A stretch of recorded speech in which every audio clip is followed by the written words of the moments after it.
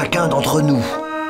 70e anniversaire de la libération de Clermont du joug nazi, en présence du ministre de la Défense, Jean-Yves Le Drian.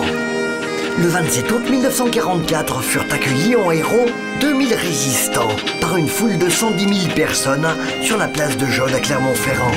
L'occasion de rappeler 2 années de terreur où se succédèrent rafles, tortures, assassinats et déportations massives. 42, j'avais 17 ans. La première fois que j'ai vu les Allemands à Place Gaillard, ça m'a fait quelque chose. Hein. On se disait, on sera sous leur domination et puis il faudra subir. Le gouvernement de Vichy collabore en effet avec l'immonde pouvoir hitlérien pour faciliter ses exactions. Une situation acceptée avec fatalisme par nombre de Français, quand d'autres rentrent dans la résistance, côté FFI, FTP et corps franc des Ardents. Vous aviez les gens qui voulaient ne rien savoir, hein, quels que soient les événements, ça a toujours existé. Hein, on se met la tête sous le coude et puis on ne bouge plus. Et puis vous aviez des gens qui avaient envie de faire des choses. J'étais agent de liaison.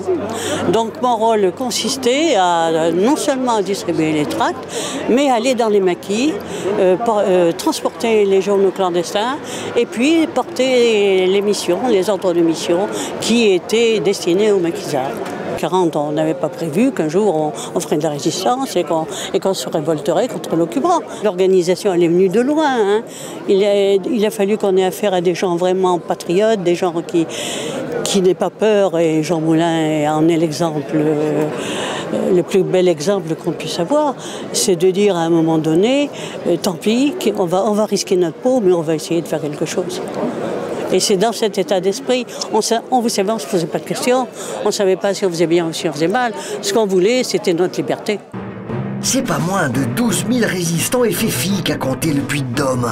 Des maquisards qui se sont farouchement opposés aux exécutions sommaires après-guerre pour que cesse le bain de sang. Les commémorations d'une période comme ça, vous savez, c'est très important parce qu'en même temps, on rend hommage à ceux qui ne sont pas là, à ceux qui n'ont même pas vu la libération.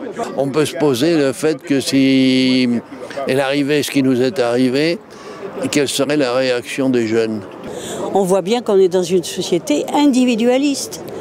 Et ça, c'est terrible parce que en cas de coup dur, parce que malheureusement on n'en est pas à l'abri, comment on va faire? Comment on va se lancer? Comment on va se regrouper pour dire ça suffit, il faut qu'on fasse quelque chose? Si les résistants dès 1940 en Auvergne ont largement contribué à nous arracher à la barbarie, il faut encore œuvrer aujourd'hui partout dans le monde contre sa présence ou son retour. Une tâche toujours difficile, à laquelle s'affrontent courageusement hors de nos frontières les militaires du 92e régiment d'infanterie de Clermont-Ferrand, dont on voit ici un détachement sur la place de Jaude. Lors de la grande commémoration, les Clermontois sont venus très nombreux saluer résistants d'hier et soldats d'aujourd'hui, grâce auxquels on danse toujours en France la vie comme on l'aime.